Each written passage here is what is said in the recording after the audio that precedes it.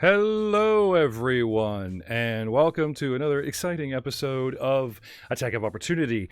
Today, a very special guest, someone I've been keeping tabs on, someone that has actually inspired me, with his work back in the day when I was nobody. I'm still nobody, but I still find Micheal Hunt from Unmade Gaming inspirational because the man made Unmade Gaming his own company. And today we're going to talk about him shifting from the streaming world into the podcasting world, which I know a couple of things about. Micheal, thank you so much for being on the show today. Yeah, glad to be here. Thank you for having me. This is a super awesome opportunity. I'm happy to be here. So, Mike, call you Mike? Yes, please. Skipping the obvious Porky's joke with your full name of Micheal Hunt, we'll just roll right over that. The first question that we always ask our victims here on the show today is, how did you first know that you were a geek, a gamer, a nerd, one of us? Man, white privilege. I was like 5 or 6 and I had an Intellivision. So I was 1987 was born, and I was, by the time I don't think I was in kindergarten yet, so I could barely read. And I had an Intellivision, which was like, if you had an Atari, the Intellivision was what your rich neighbor had. And my grandfather had bought that and was like, I don't know what this does. And he gave it to a child. So I played that, and it had better graphics, I guess, if you could compare the pixels on a screen. The tiny blocks of men jumping up ladders. So I had that from an early age, and I just started gaming from like the womb. I'm pretty sure I learned how to read on those kind of games. And then I think it was like RPGs on the console were what got me in, like the old school Final Fantasies, that kind of thing got me into like long form story combat. And then eventually that led to D&D, which I rebuffed for a long time. I got invited to play D&D probably when I was like 13, 14-ish. And my friend said, hey man, you like all this other nerdy crap. Do you want to play Dungeons and Dragons? And I said, hell no, I don't. That game's for nerds. And then I didn't play. And then he nagged me. And I was like, fine, if you're that desperate for an extra person to play with, I'll jump in. And now here I am. That's my job. Don't forget the metalheads, the smoking area burnout metalheads that also, Yep, that's made true. their own swords and play barbarians. Yeah. For a guest that actually didn't send the questions to make you comfortable, you just burned through 3 of them. Great. We're on a roll here. But I gotta say that like 8-bit gaming and 16 retro-bit gaming is a thing. Yeah. It's such right now. It's such a thing. My son watches this Zelda speed run. Mm-hmm. Where they try to glitch the game and like they have like an audit, like we're talking like a basketball sized auditorium full of people drooling, so weird, watching this guy like glitch and just swim like mad across the ocean and try to get in the tower. And it's like, what is this? Yep. And he's like, oh, it's speed game run, Dad. Okay. Yep. I know. Here I am playing Burger Time on the Intellivision, where you're just a chef with a bottom bun trying to catch the ingredients of other. Oh yeah, remember Tapper, where you'd slide the beer down the bar and all that stuff, right? Or Cubert, all those little awful games from our childhood. my old man first console we got actually was a VIC-20, which was the Commodore 64's stupid younger brother, and we played the crap and all that stuff. Now you mentioned 87. Did you say you were born in 87 or that you were 6 years old? No, I was born in 87. I was born in 87. Oh, okay. And I guess my grandfather had bought it because he was interested in technology, but then decided that he was old. Granted, at the time, he was probably like in his 40s, but he just was like, this isn't for me, and just had an Intellivision. So like whenever I had the motor function to play the Intellivision, which was confusing because the controller was like a size of a brick, and the mouse pad basically was a disc you spun in either direction, and it had number pads to punch for like the objectives to do things. So once I had the motor functions to use this archaic tool, he was just like, here, play it, Mikey, and just hooked it up to the screen, and I was like, great.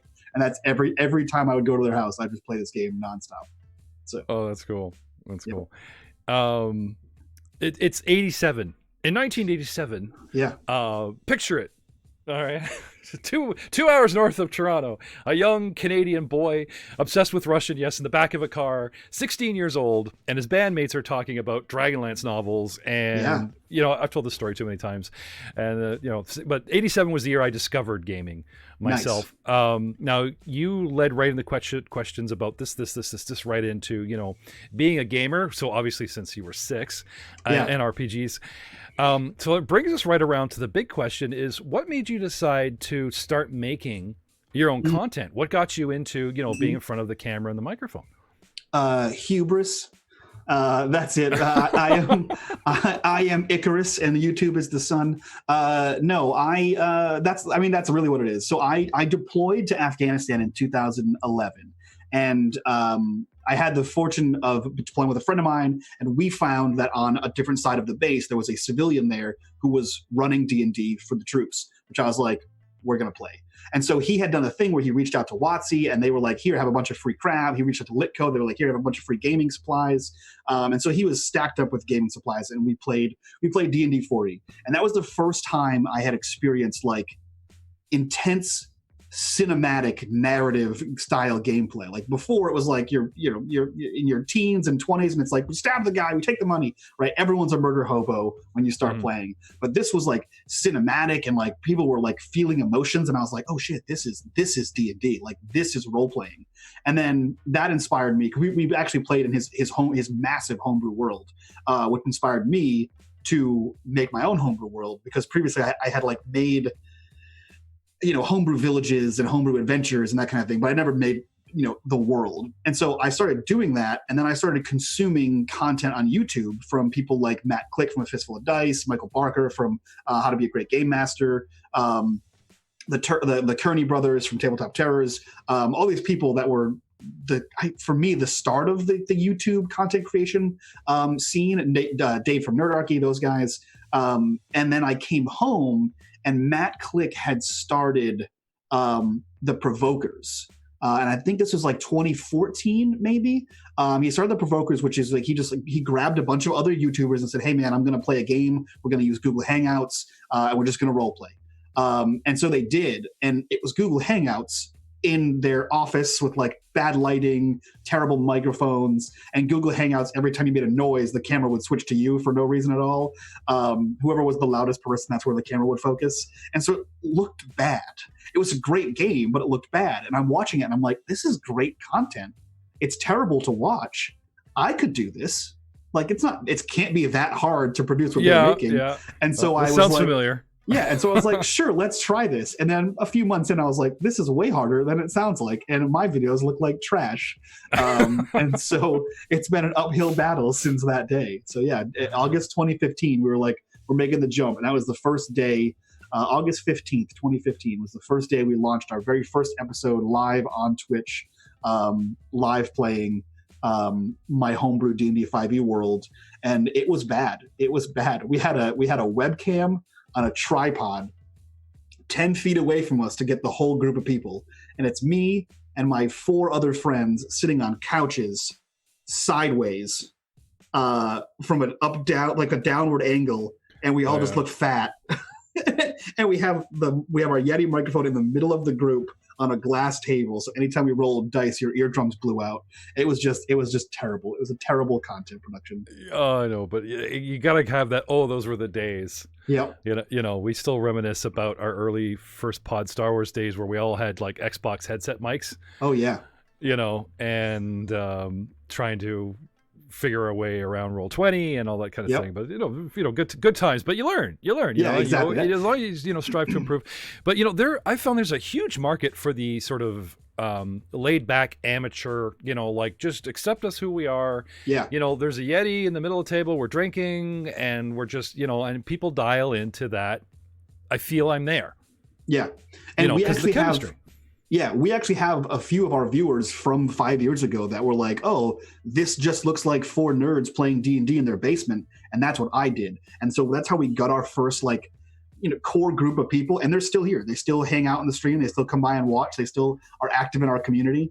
And they're now some of my best friends, which is, it's crazy to say because it's like the internet. It's like I never met this guy in my entire life, but we talk all the time. So yeah, me and my buddies are up here in Canada, but we've come very close to our American cast members. Frank Hamilton is actually going to come up to Canada next summer. We're excited to take him around and spoon feed him things like poutine and waffles and things that Canadians don't actually eat, just the world thinks we do. Of course, we were talking about picking him up in a limo. Like the VIP treatment at the airport. That's fancy. And get them all excited, and then take them to some abandoned rat shit motel and just drop them. Yeah, here you go, buddy. Welcome to Canada. That's the way to do it. Middle of somewhere was like where the bears kind of scratch at the window. Oh yeah. But this 5-year ago adventure, is it up on your YouTube channel? Like, is there still access? No. So not that I don't want it there, but I don't want it there. What happened was we recorded that show for like 30 some number of weeks, 3 hours a day, 3 hours a show for X number of weeks, like a full year. And then something happened with a hardware issue on my end, and the hard drive containing the first 2 seasons of that show got deleted. So now all I have is the 3rd season, which has markedly better quality, but now you just don't have any of the first 2 seasons. And then that show ended, and I recorded another one for about a year. And that one, I have all of it on my hard drive. I just never bothered to upload it. And so every show after that one is uploaded. So it's funny because I've been a GM for like 15 plus years. And so if you look on the channel, there's 300 and change videos. I think 30 of them have me as the GM. I luck out where I get to be the player in the majority of these because the longest runs of me being a GM were my own game, and they're not on the YouTube. So one day those will go up there. I'll just secretly upload them all and then just be like, go live at the same time. And everybody will be like, oh, where'd these come from? So I can't express how happy I am that we've got 4 new GMs and I don't have to do all the shows coming up. I get to play, and because I'm also running tech and editing and doing everything, and it's just like, we didn't want the network to be the Jeff show, and it quickly turned into that in 2 years. And it's like it's hard to get someone to commit to be a GM, even amongst your friends. You're like, I'll show up on Friday and play, but all that prep and everything, meh. Yep. That kind of thing. So let's talk about. You talked about your inspiration, guys you're watching, and then you're like, I could do this, and 5 years later, here you are. Where do you make your content? Like, where does the magic happen? Are you guys all around a table with that same Yeti, or are you all online like our guys, or what do you got going on? So it started all around the table, and then we realized that the production quality was so bad, so we switched to talking head format like this, right? Where we're all heads in a box, or I think the going connotation is Hollywood squares, right? We all look like Hollywood squares. So we switched from that content in the first campaign. The second campaign was all Hollywood squares style because we could get better audio quality that way. So I'm still using the same original Yeti and the same original webcam from those days.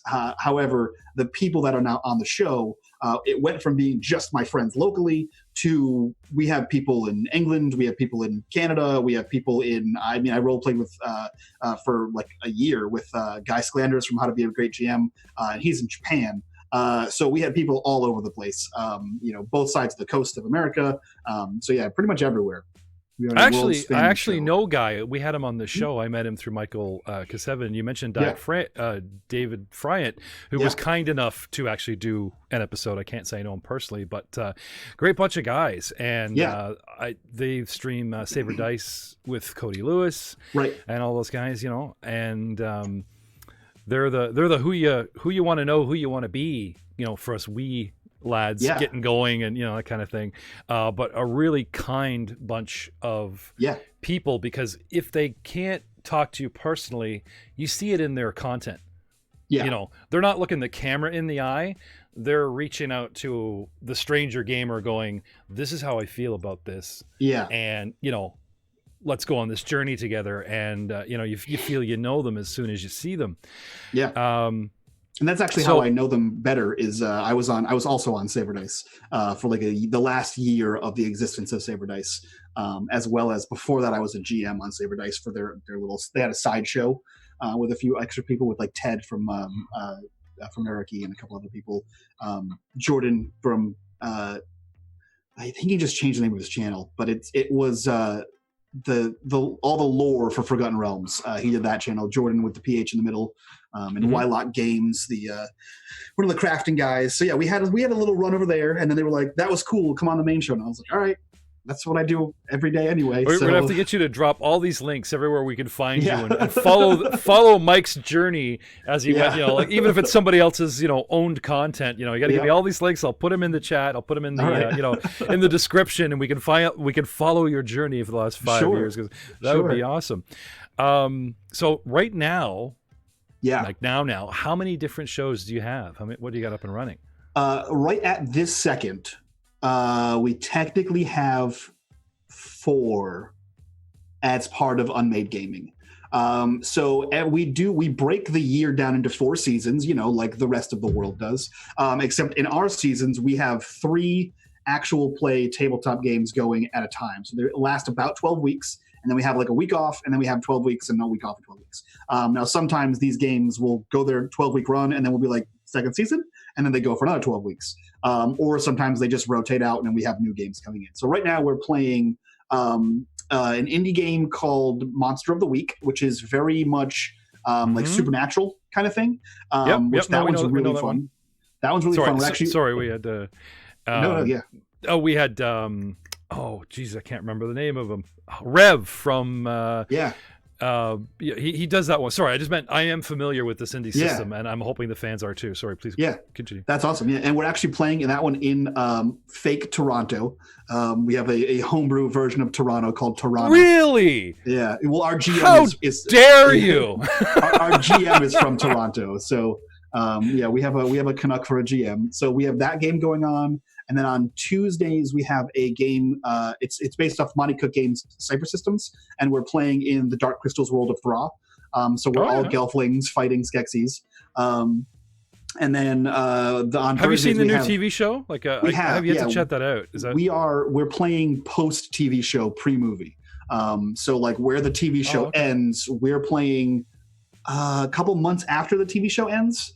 So like everyone knows that the Skeksis are duplicitous now. And so all the Gelfling clans have kind of risen up to try to figure out what the hell to do about it. This is before the movie where all the Skeksis have killed. Do you get to role play like Muppet moves? We don't.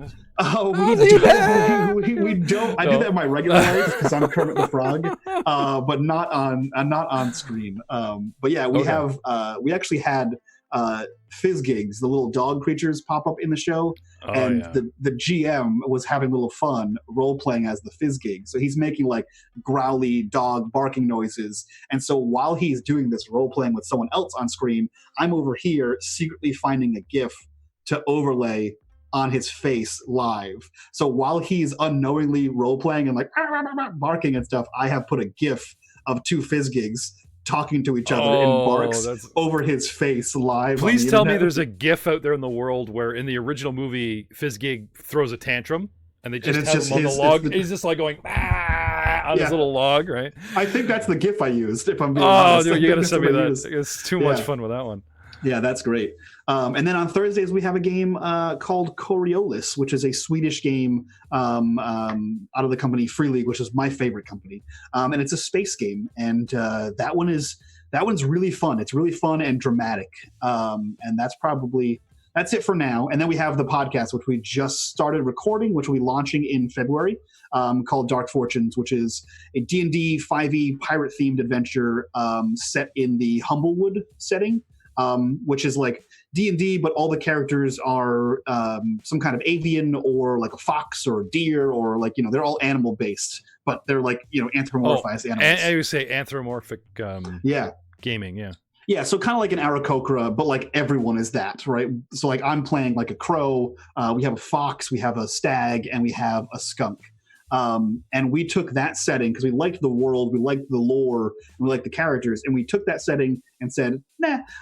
And then we moved like a couple hundred miles down the coast and made our own setting using that kind of rules. And now we're playing pirates because there weren't really pirates in the game to begin with. So we're like, you know what's fun? Pirates are fun. So we started doing that and kind of mixed it up with that. So yeah. You know, I'm going to break one of my own rules. Usually politics, sure, religion, and sexual preference are 3 topics I avoid, but there's been something bugging me about the whole anthropomorphic role-playing world is I feel they're getting a bad rep, that the ignorant internet person just automatically associates all of that with what is commonly known as furries and all that. And it's like, come on, like, who didn't watch Tailspin? Who didn't love Don Carnage? You know, who didn't watch like the DuckTales and all of that stuff? You know, we're all born on Looney Tunes and Bugs Bunny to a point where even in Wayne's World they were making jokes about rabbit in a dress kind of thing, right? Yeah. And there's what's the game or the cartoon with the mice and the medieval Redguard? Oh yeah, Redguard, the books, the Redguard books and everything kind of thing, and it's like. It's just its own thing. I guess it would appeal, but it's like, come on. Like, talk about just taking too much stuff and dismissing it into a box. It's like, come on, guys. Yeah. Zootopia with the con man. I love that movie. I thought it was great. Yeah. You know, I will say when you're looking for inspiration for character art, there's a real dangerous crossover between those two. They intersect on Google quite a bit. But I mean, for us, we have like a Redguard kind of. It's Redguard meets Pirates of the Caribbean, right? Where the fact that we're animals is ancillary to the main story, right? And that's one of the things I think that Humblewood tries to drive home is that you're not an animal playing. You're not an animal who's a pirate. They're people. So in the world there are still other animals. Like they keep pets. You're just a race of people that look like animals, which is kind of cool. So it's a similar kind of thing how Onyx Path does Pugmire, where like it's rude. Like Pugmire is a RPG that you play a dog, an anthropomorphized dog, but it's rude culturally to do dog-like things, right? So like in the game, they're like, don't smell butts because dogs do that in real life, but that's like super frowned upon in the game lore. And I was like, oh, that's kind of cool. I like how they like harkened back to like the days of like, I guess the story is like something mutated the dogs and all the people are gone. And so now the dogs view man as like their god. So like their 10 commandments are to like man, which is kind of funny. Like, but yeah, all the dogisms that we see now, they're like, that's frowned upon because we're not dogs anymore. We're civilized people, which is like, okay. Yeah. Cool. You're not supposed to be walking in there acting like all dogs go to heaven or the life of pets, where you are a pet that talks to a pet and you go through all those stereotypes. It's something completely different. Yeah. But so kind of really peeling back layers in this Pandora's box. So we're going to let that go. But let's talk about you yourself, your cast as well. But you yourself, like, do you attend conventions, gatherings? You know, where can fans meet you? And if so, you know, whereabouts? Yeah, you can come to my house. My address is below. No. So at a minimum, every year for the past couple of years, I've been going to Gen Con. I'm there all 4 days. I'm usually there like 6 days. PAX Unplugged, I will be there. That's just a short drive away. So one's in August, one's in November. I think it's in November. October? Might be. It's November. And then this year is the very first Nerdarchy, the convention, hosted by Dave from Nerdarchy and the rest of the Nerdarchy crew. That'll be in just outside of Philly proper. And that's in October. That's on Halloween weekend. And I will be there because I'm the Twitch coordinator for that. So I'll be working with a bunch of other people to like help host and run events for that. But those are the 3 you can always see me at. I'm trying to work in Origins as well. But that's out in like Wisconsin or whatever. So that's a little bit more expensive to fly that far. But yeah, so the major ones, Gen Con for me and PAX Unplugged are the 2 like biggest ones. So yeah. Right on. But an easier way to find you, social media, like what outlets can we find you on, popular social media, and where? Yeah, all of them. So I'm on Facebook, Twitter, YouTube, TikTok, Instagram, Twitch. I think that's all of them. Now, is there a specific way? Like, if you just type Micheal Hunt into Facebook, if you type in Unmade Gaming on Google, you'll find me. I'm the first 10 links or so. Yeah, so I'm on all those things at Unmade Gaming, and I think 100% of the time you're talking to me. There's no one else that has access to those anymore. So yeah, 100% of the time you are talking to me on any of those social media sites. In the comments on a YouTube video, that's me. On Reddit, you'll see my posts go up there. I'm Unmade Man there. But yeah, you can find me pretty much anywhere that social media is at Unmade Gaming. I wanted to give a quick shout out to, now usually my hunting grounds for guests is Twitter. And the Twitter gaming community is very friendly. But there are those like Lewis from What You Do, who gets people together. And now, and I'm also talking about on Facebook, there's Cody Lewis, who you know. Yep. I haven't had really the pleasure, except a very quick phone call, but that's another story. He was desperate for some players, and everyone in the cast were like reaching out, going, "Hey, you know." And I was like, "Oh yes, please, I'll play," And it's like, 5th E. I'm like, "No." So I play Pathfinder. Oh, that might be a problem. But he has a website. He's made a page on Facebook, and this is where I found you. Yeah, because you were posting about your new show. Yeah, and so. I just want to hats off to those in the community that go to the trouble, besides their busy schedules, to make a Facebook page, to run a Twitter account that's about getting the community together, which far overshadows this sort of one-on-one approach that I have, where I'm trying to show the community a behind-the-scenes look and make them more comfortable with content creators like yourself, after I burn through my own casts and all that kind of thing. So hats off to these guys. And I'm sorry, I can't remember. It's got the Internet Role Playing Creators Association, the IRCA. Right, thank you. I always get backwards. So shout out to those guys. You're doing great work, great job. And even the lurkers like myself that just scroll through it, don't make a lot of comments from time to time, can connect with really cool, interesting people, other content creators like yourself. And I just want to give a tip of the hat, because I don't think that these guys get their due. Thank you. It's a great little program, and I joined into that, and I've made a bunch of friends there.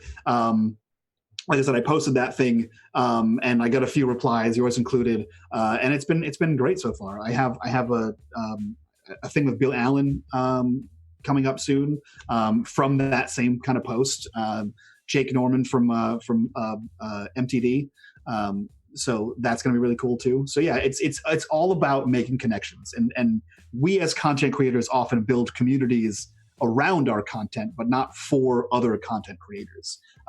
Which, tying this back into the previous question, if you're at Gen Con, I run a similar thing to the IRCA at Gen Con, where I do a creator meetup.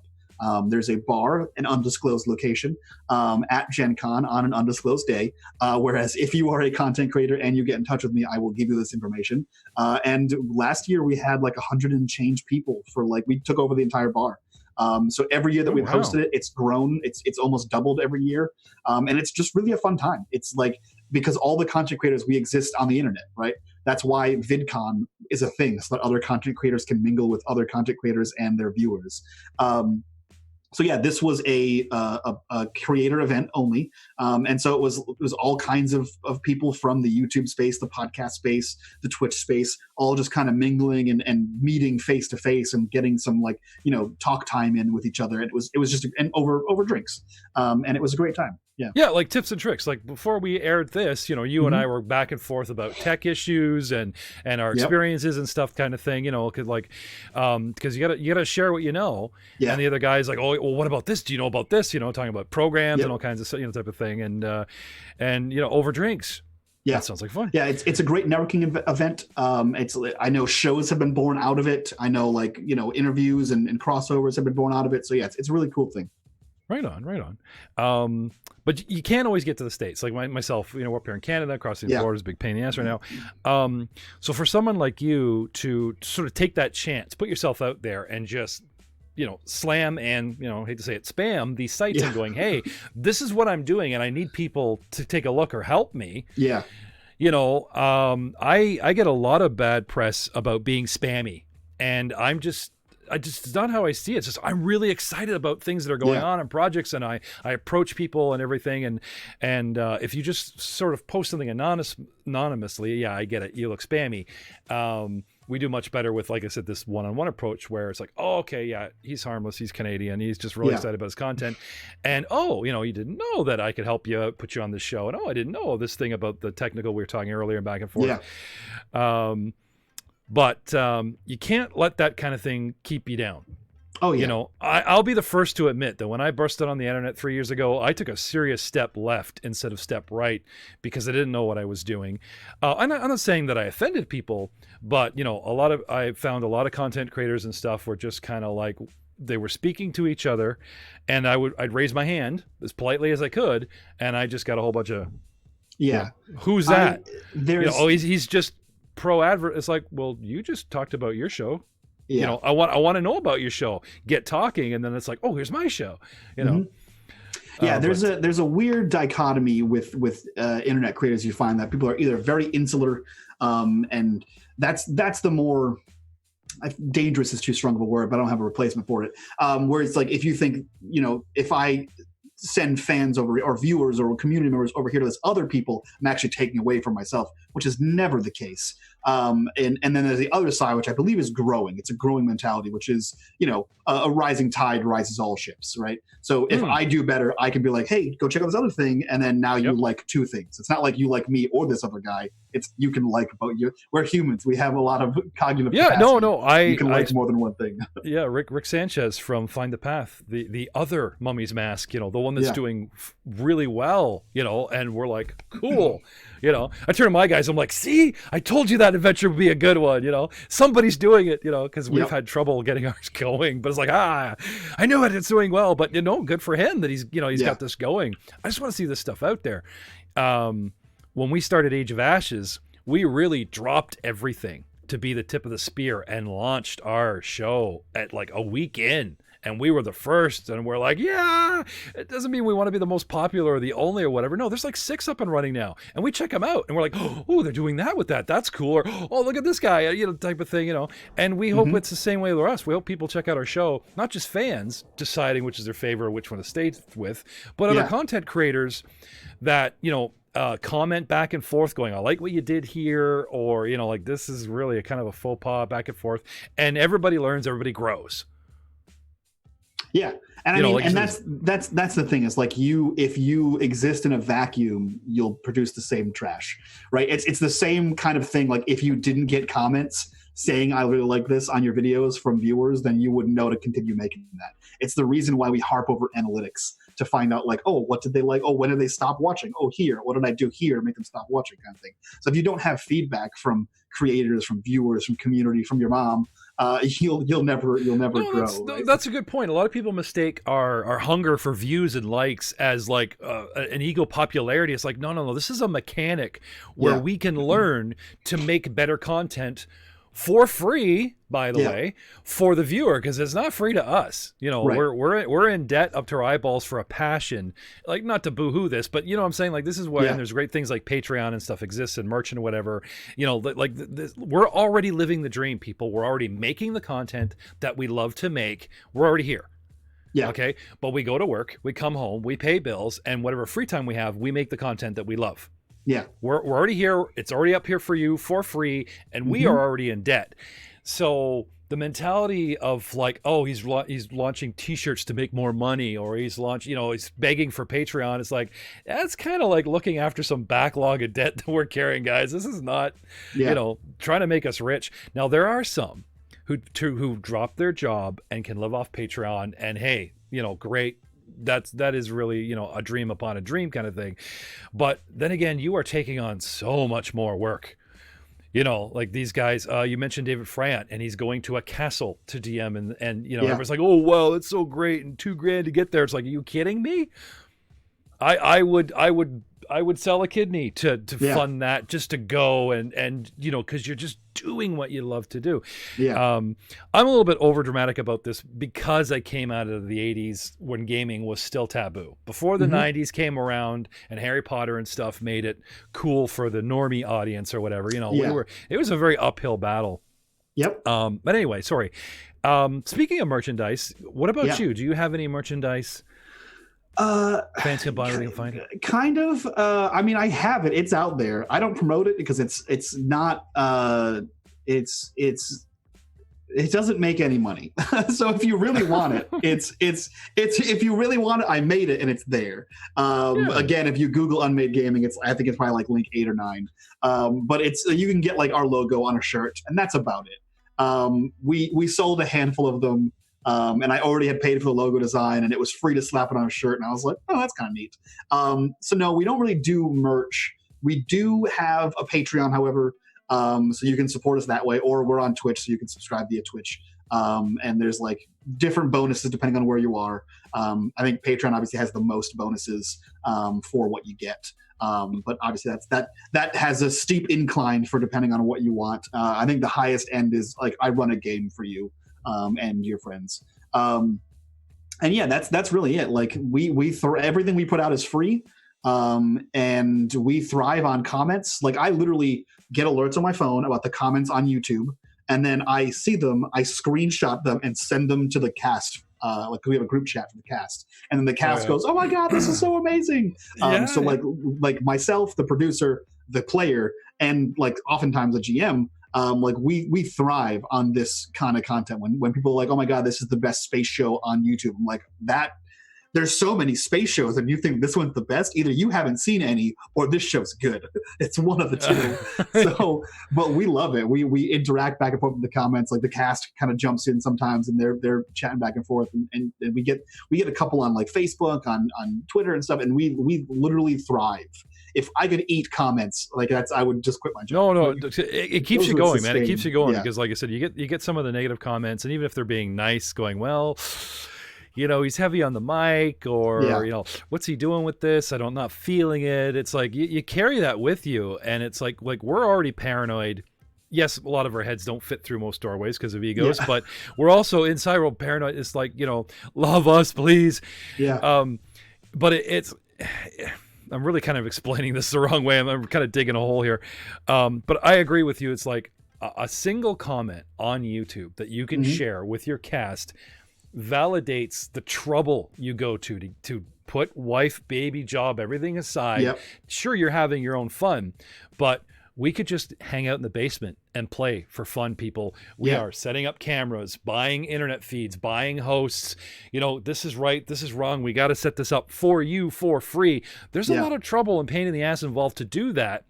And it's not about just going, I'm in front of a camera. Yeah. No. There's a lot of work, blood, sweat, and tears that goes into this, and constantly trying to make it better. So even a tiny little comment going, that's cool, love this joke, that really keeps us inspired, where we can dig into a reserve of happy place and going, oh, it's worthwhile.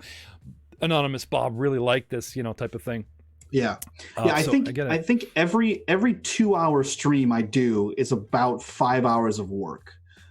Between the actual 2-hour stream itself and then editing the video for YouTube, editing the audio for Patreon, uploading all the behind the scenes YouTube stuff that goes on there, making the social media links. And that's just per episode. And I do 3 of those a week. And that's not to include getting the cast together, getting the artists together to commission art for the things, all those other things. So I think every season or every episode is about 5 hours of work. And then we do 12 episodes. 3 sets of 12 episodes a season.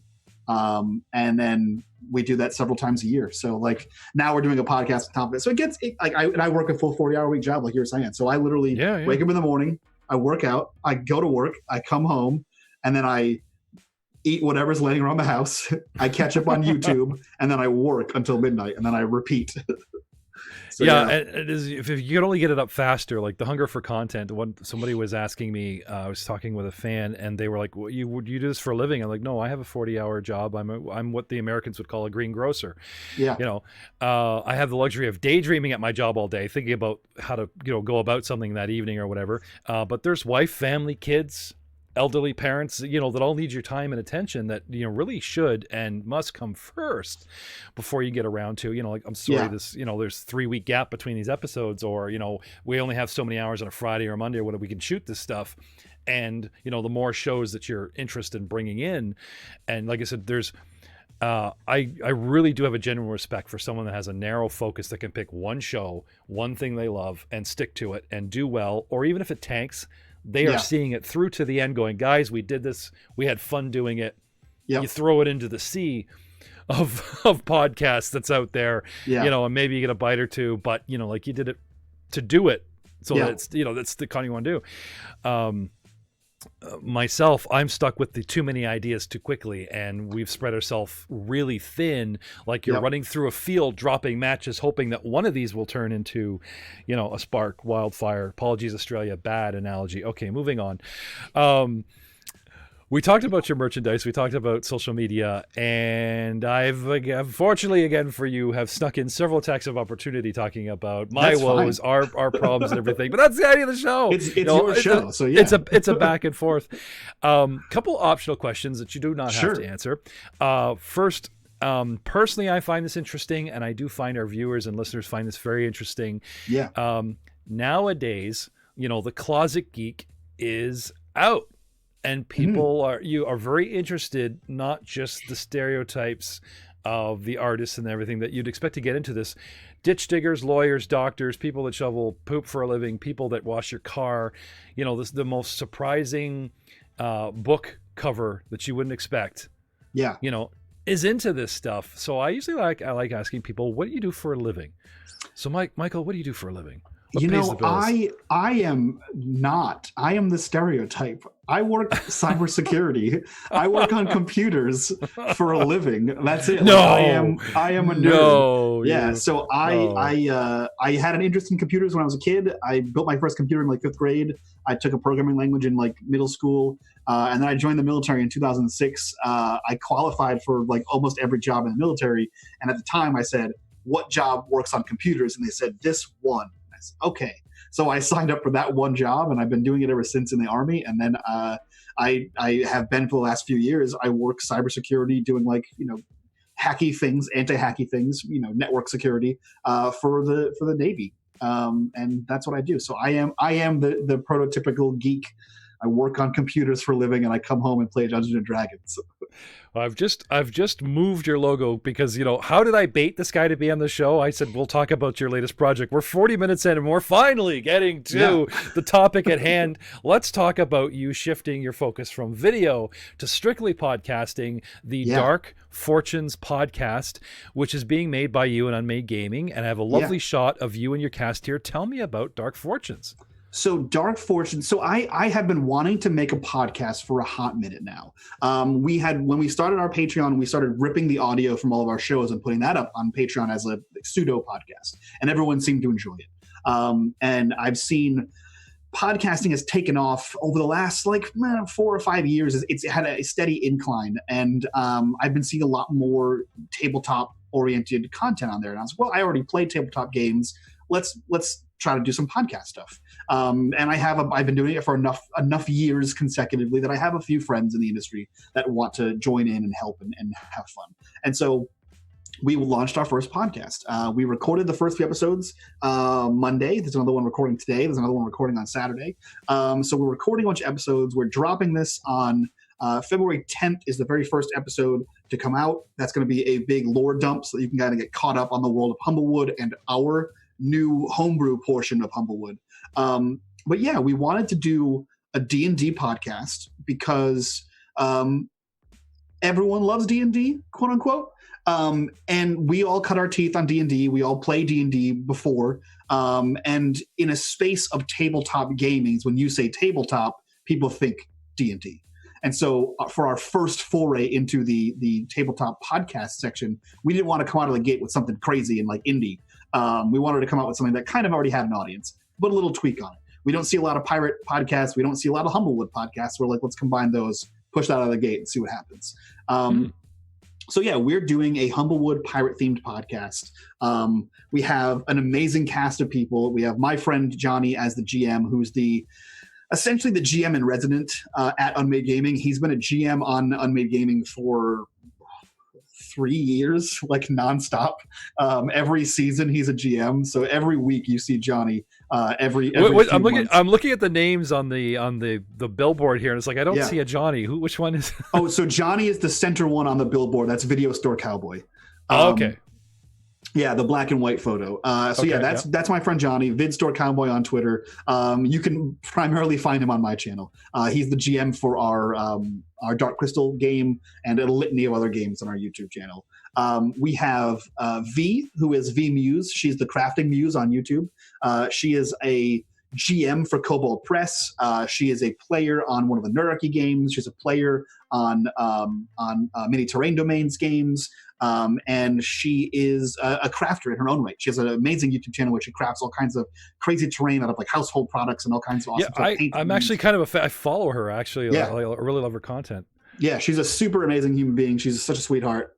We have Joe. His name is Macleod on the internet there. Macleod was a Twitch partner where he did like a lot of Twitch RP, which is they do like Grand Theft Auto or like Sea of Thieves, and you make your character like in a video game, and then you role play a character. So it's a server of just people role playing as their characters. So he kind of went on that, and he had his own show on like tabletop kind of stuff. And he's been a player on our channel for like 2 years about. And so I love that guy, also a veteran. And I was like, come on, man, you're going to play this. We always have great chemistry together. And then the newest person on the show is a guy named Rory. And I found Rory in the most unlikely of places. I was scrolling through TikTok, and I found him there. And he was making content about tabletop games, and he had made an original character to roleplay as in his videos, who was a Slytherin professor in Hogwarts. And he had great accent work. He had great vocals, and he had like charisma and presence. And I was like, you know what, man, you like tabletop games. You seem like a cool dude. So I reached out to him, and then now we're all making a show together. So we're all playing a jaunty crew of pirates who have no business being pirates. That is awesome. I expressed earlier my love for Don Carnage on Tailspin, right? Just because you need a filler guy for a week, or anyway. Yeah. But, we have only one of us is actually a pirate, which is V, the crafting muse. So she's actually a pirate. We have a skunk samurai who's like on the skunk version of Rumspringa. He's just wandering around and happens to get like curtailed into our crew. We have a barbarian 14-point stag who I think he's a runaway, and we just co-opted him onto the thing. And I am a fence. I'm playing a raven fence. And so we have a ragtag crew who has no business being pirates on the high seas, and here we are.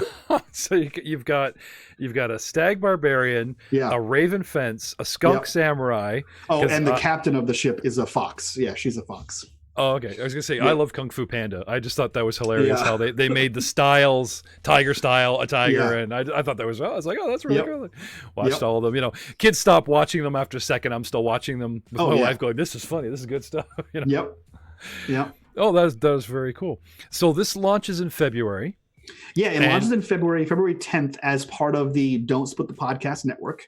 We're there with a litany of shows. So we'll be launching as part of that on Monday, February 10th in the morning time. I think I want to say like 7 a.m. is my goal. But, goals are there to be broken. So that morning it will release, and it should release every Monday thereafter for the next at least a year. And this is audio only, or are you guys doing the stream version of Pod? No, this is straight up audio only. We are recording. We are recording with we have our cameras on, but we're recording audio only. And that's it. There is no video portion. There might be like behind the scenes video clips of gaffes and silly nonsense that get thrown up on the Patreon, but there is no public release for video format. This is just straight up podcast audio only. We have an amazing editor who is my friend, who is actually the social media manager for Cobalt Press, Nomadic. And he is going to be our audio editor. He's our audio engineer. He's already thrown back some crazy ideas. Like, I reached out to him and I said, hey, man, the players all want to roll physical dice instead of use Roll20. Is that okay for like audio things? And his response, because I know how the clatter of dice on a desk table can peak your microphone and make it inconvenient to edit. And he says, yes, please give a brief pause before the roll and after the roll, and I'll cut it out and I'll edit in audio sounds of dice rolls that I'm going to make and record for you. And I was like, that is the most extra response I could ever like. So he's super into this thing. And that's work, man. Because we had, we were recording on Roll20 and it makes dice noises and they'd come in and like I said, it doesn't spike. Yeah. We've been talking with Micheal Hunt from Unmade Gaming, who you can find a brand new podcast this February on the Don't Split the Podcast Network. And if you've been paying attention, there is too many credits to list for this guy. Like I said, look in the link below. If you are listening to this in one of our podcast formats, scroll down past the bio. We'll put the links in there. If you're watching this on YouTube or our stream later, by all means, hunt for it and follow one man's journey from 5 years ago, because that's what I'm going to be doing this weekend and really get a feel for this guy and what he can do for you for free on the internet as a fellow content creator. Mike, thank you so much for being on the show. Thank you for having me. This has been super fun chat. Glad to be here. And we'll see you next time on Attack of Opportunity.